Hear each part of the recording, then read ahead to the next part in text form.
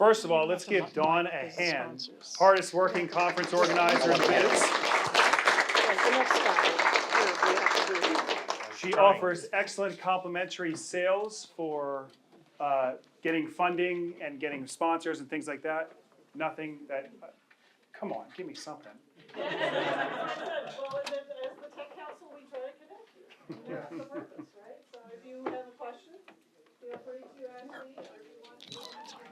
Okay. Yes. All good. Just want to step out here and. Great. Okay, so if you could just run this down the shirt, that whole stuff would be great. Run this down? Yep, just run it all the way down your shirt, down your shirt tail. Shirt tail. 537. Goodness. Backside. Dawn is a master connector. She knows everyone in the business, or at least she knows how to find them. My name is Rich Connor. I have a company called Lock, Stock, Cybersecurity and Analytics. I have a booth over here, and I have the winning formula. I am giving away bourbon, so make sure that you sign up for a chance to win bourbon. I don't have a cool spinning display. That's cool spinning display. Did you see that back there yet? It's amazing. I tried taking a picture of it, but it had that effect of like a helicopter when you try to take a video of it, and it looks like it's sitting still. Anyway, very cool, good eye-catching thing, good idea for future. But bourbon is also quite eye-catching and draws people in to learn more. So what I do, we just had a talk on a CRM. Imagine if you lost access to your CRM and all the data that's contained within. How would that affect your business? Probably be a big deal. It wouldn't be too long before it would affect your bottom line. So I help make sure that things are configured correctly, and the people that have access to what they need to have access to do, and the people that don't, do not. Most people hire me for a few reasons. One, they're preparing for an audit. Two, they've just had an audit and they need to respond to those findings. Or three, they have requirements for an existing client, cybersecurity requirements for an existing client, or they want to do business with someone that has new requirements that they're not fulfilling just yet. I would like to introduce Herb. Herb is a master architect for data. I've known him for several years. Just the way he constructs things provides value. Make sure that your data is organized in a way that you can understand what's coming in, how to make sense of it, and how to take action on it. Please give him a warm welcome, Herb Lane.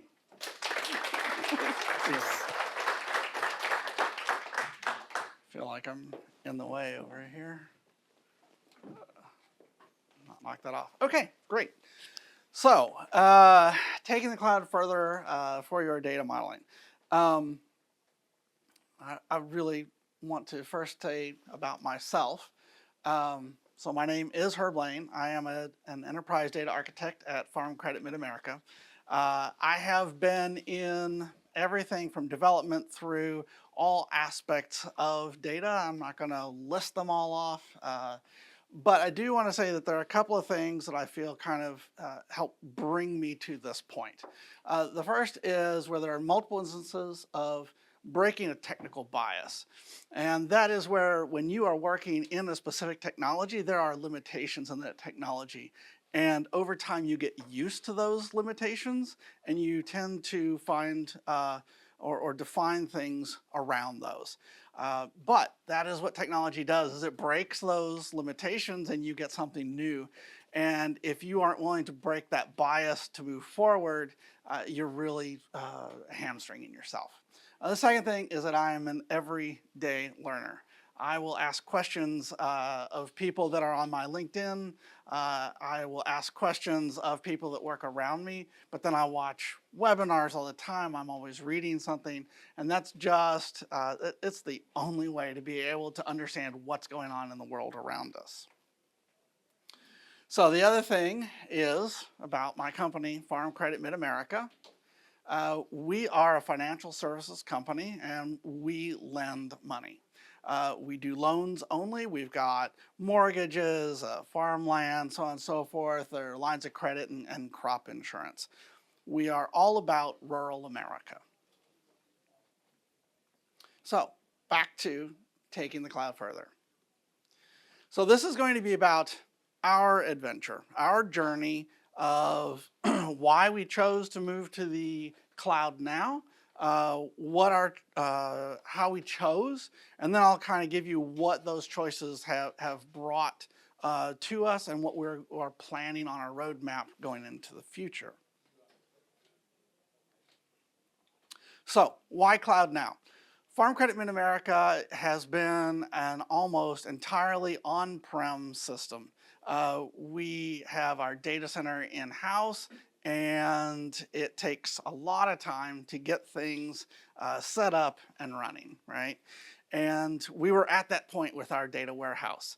We had our cubes that are processed at the end of the morning, every morning, and there were days that it was not happening till 9, 9:30, 10 o'clock. And we have people across 4, now 6 states that are sitting at their desk waiting to understand, what is it I have to do today? And so because of that, now people have to stay late to get their work done. So that is what was getting us into having to make that decision. As most people know, right, with the cloud, there's the separation of compute and storage. That's something that if you have a large enough footprint, you can start to do that internally. But to be able to do that at our size, we just cannot keep up with what our cloud providers can do. And then, of course, the scaling, as I mentioned, the procurement, the setup, the testing, all of the software then that is installed, not to mention the security that goes on around it. It was just going to be a very expensive, both financially and time related. So, how do we choose? Well, Azure was a predetermined part because we are a Microsoft shop, and we had some experience with Azure. So that kind of brought us into 3 main options. There's Microsoft's Synapse Analytics, there's Databricks, and Snowflake. So one of the big things that we had to look at was what kind of user interface was available, because our end users have to be able to get into the data and do some things with it. Right now, we have some people that, I guess I should say previously, we had some people that could get into the data, but right, those are the exceptions as opposed to the rule. And then, of course, wanting to keep the ecosystem that, or have an ecosystem that we can choose options from. We didn't want to be able to just a one-trick pony, right? Excuse me. So we chose Snowflake, and so I didn't want to get into all the ins and outs of that part, but Snowflake is where we landed. An exciting company to be around, that is for sure. They make sure that everybody is pumped up, and if you have ever attended any of their functions, you will understand that. So the idea is, what has it done for us? What are the things that we have been able to implement so far? And then what are the things that we're already putting on the drawing board to implement in the future? So the first thing we did was an enterprise data warehouse lift and shift. We started by taking the current processing, making sure it was all in stored procedures, and then the Snowflake engagement that you do at the beginning is actually, they have a tool that will help convert your SQL stored procedures into SnowSQL, and then there's very minimal changes that you have to do beyond that. Everything from the moment we said go with Snowflake, so going through the pre-work, working with Snowflake, and moving forward on actually to the point of having data available for our reporting, it took us 10 months. That was 5 people, full-time, 10 months, which some people will find that to be rather long, and others will be, wow, that was actually pretty incredible. At our company, that was pretty incredible because we don't like to move too fast. We are financial services. So the next thing that we did is we decided to create an operational data store along the way. So the idea is that all of our data that is sitting on-prem, we dropped it in real time into an operational data store inside of Snowflake. And then what we did is, on top of that, we put in some views that made it so that it could look like the batch processing we were doing on-prem. Okay? So we were able to reuse a lot of pieces, and you know, kind of sorry. Anyway, let me just go on with this because my mind raced ahead to further slides. So I guess the next thing that we learned at this point was to expect big things from extra small packages. And what it is there is that we are using a Snowflake extra small server that handles all of our ingestion of data at this point. It is on most of the time, but not all of the time. But those are all settings that you can deal with as you go. So the visualization in BI. Currently, we use MicroStrategy. A lot of larger companies have used that for a long time. And so because we did a lift and shift, we were able to reuse all our dimensions, our facts, and our bridge tables and put those in place. And then because of MicroStrategy being it's really a heavy semantic layer, we were able to just repoint that to Snowflake. And with a few changes, so I'm not going to say it was totally flawless, but with a few changes, the reports were up and running and able to use the data that we'd already pushed out there. Now, of course, we're doing QA. We're looking at the reports both on-prem and what we're doing through Snowflake to make sure that everything lines up. And it was actually a very good implementation, a very smooth implementation. So, also, as we go along the way, right, these are some of the things that we're starting to head into now. I kind of call it data lake-ish, right? A data lake is where you store your raw data from other systems, could be external systems, and usually that is like in Azure or AWS in their buckets, okay? What Snowflake has done is they have two different ways to access that. They start with the Snowflake external tables. So when you have the information in your data lake outside of Azure, then you point in that direction, you give it a template of how to access that data, and it will act as though it is in Snowflake. Then they came out with the Snowflake stage tables, and that is where you actually take those files and place them in Snowflake. Once again, you have a template to say here is how to access that data. And at this point now, it is an internal type of access to that data. So they have something called Snowpark. It's very similar to PySpark. So they were very creative, I guess, with their naming. And so that gives you now your Python inside of Snowflake. So this takes them from really a cloud data warehouse to more of what they call a cloud data lakehouse, because now that raw data that is unstructured or semi-structured can be queried through SQL, through SnowSQL or through Python, and they have a couple of other Java and I think Scala. So, advanced analytics. Where are we going? What are some of the options of what we want to do? These are some use cases as I've kind of done what I call a data tour around the company recently. Talk to people in each department to find out where are we headed next. So, default protections or predictions. So, at Farm Credit, we do not like to take anybody that is in default and foreclose. We will bend over backwards for many years to help somebody get back on track. And so we have learned that if we take that information and we can pinpoint earlier, then we can help them sooner and get them back on track faster. Relationship growth. Like I said, we are agriculture, right? So our salespeople are out in the field, literally out in the field with the farmers talking to them. And because of that, we want to know all about them. We want to capture that information. And beyond what you would normally find in a business to business, you have generational farming. So when you are talking to John here, right, he's got 3 sons that are farming down the road. And so it really adds a whole new layer to this relationship. Of course, everybody wants an improved efficiency.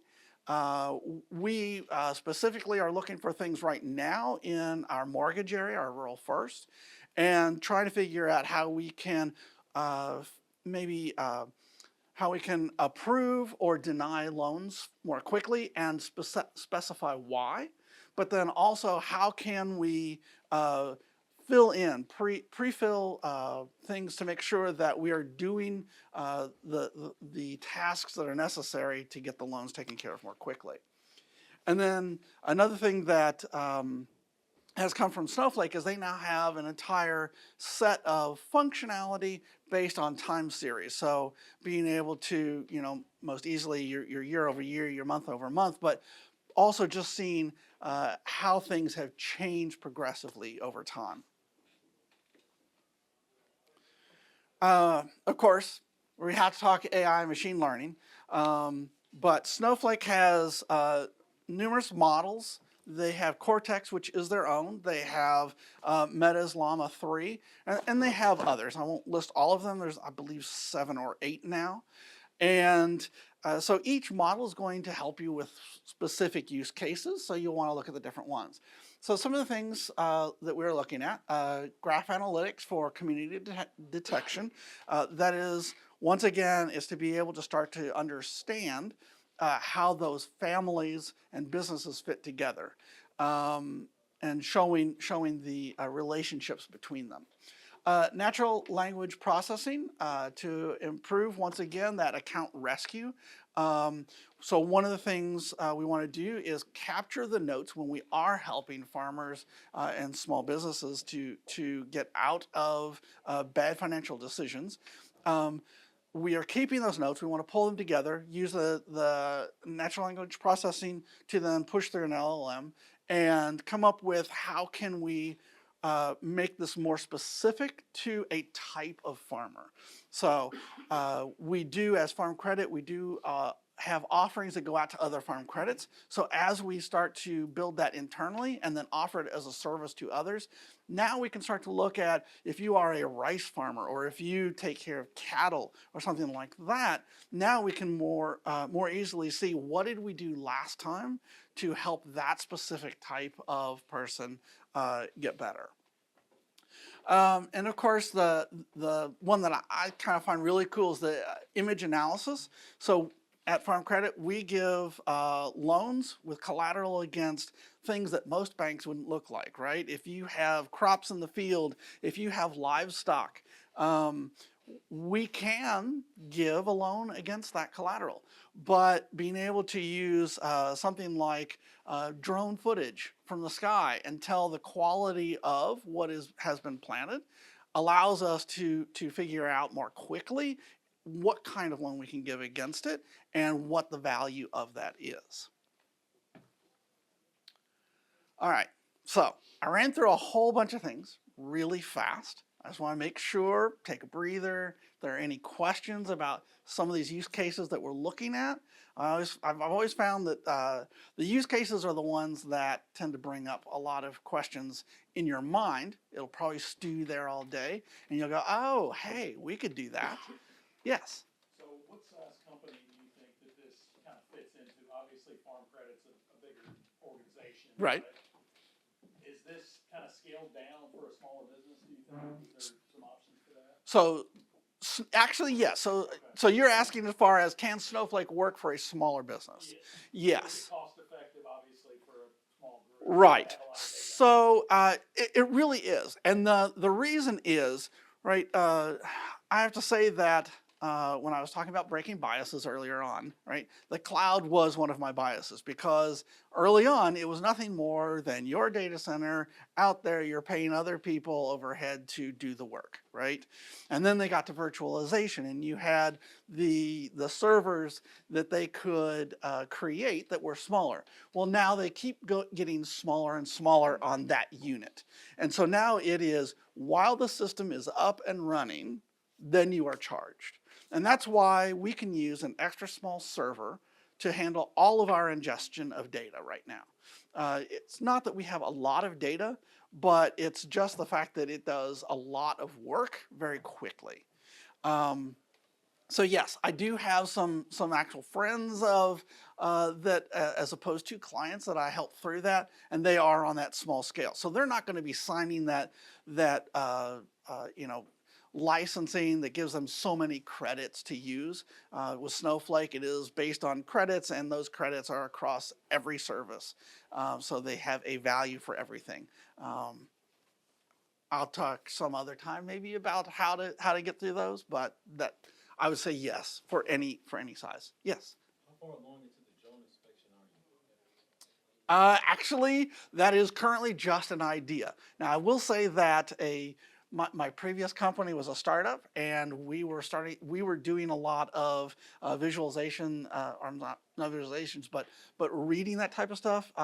Actually, we took drone footage daily of the riverways and counted barges along the river, so we could tell where they were building up, or if there was an issue, or where they were flowing more easily, to help people understand where it was going down line. And I can put you in contact with other people if you want to on that.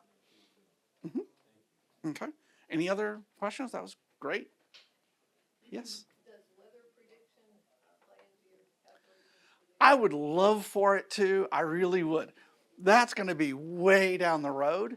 But I can see where, you know, so our crop insurance could probably be very automated with things like that.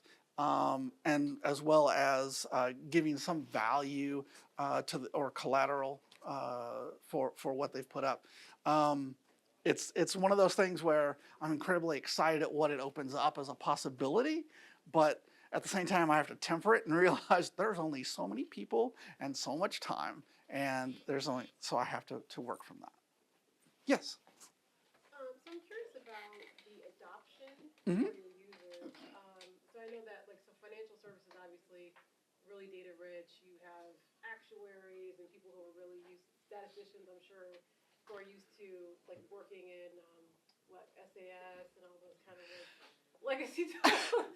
So I'm curious about how they've adopted to it, how those older tools are playing, with the newer tools. Are they getting Yeah. some of the newer? Well, so actually, Okay. we don't have all of that as much. We still use Excel for most of our analytics. We do pull data down. They'll push it into another database to do some work on it, some transformations, and then it goes right back out to an Excel spreadsheet, and there you have it. So they're actually embracing this idea because it's going to give us a few things, right? We have the reporting out on the end from the data warehouse like everyone is used to. But because we have an operational data store that is also paired with that data lake, now we're able to say, hey, if you just need a quick answer, we're going to give you some tools. And I'm looking, for example, like a company called Estrado that is based inside of Snowflake. Will look at that information and they can ask questions very quickly. And now at that point, when they get their answer, they have two routes they can go. It's, did I just need that answer for a few times? And so it's a quick hit and we're done, throw it away. Or do I need something more serious out of this? And then they can say, hey, look, I've already found here's where the data is, because we're going to have a data catalog that shows that. And I can now give this as part of the requirements for a dashboard or something like that that needs to be done for more people. Okay. Anything else? Okay. Thank you. So just a quick wrap up there. I say that a data warehouse in the cloud is kind of like planting trees. The best time to do it was yesterday. The second best time is today. The QR code here is for me on LinkedIn. I'm more than happy to connect with people and talk about all this. But I'll leave it at that. Okay. Thank you.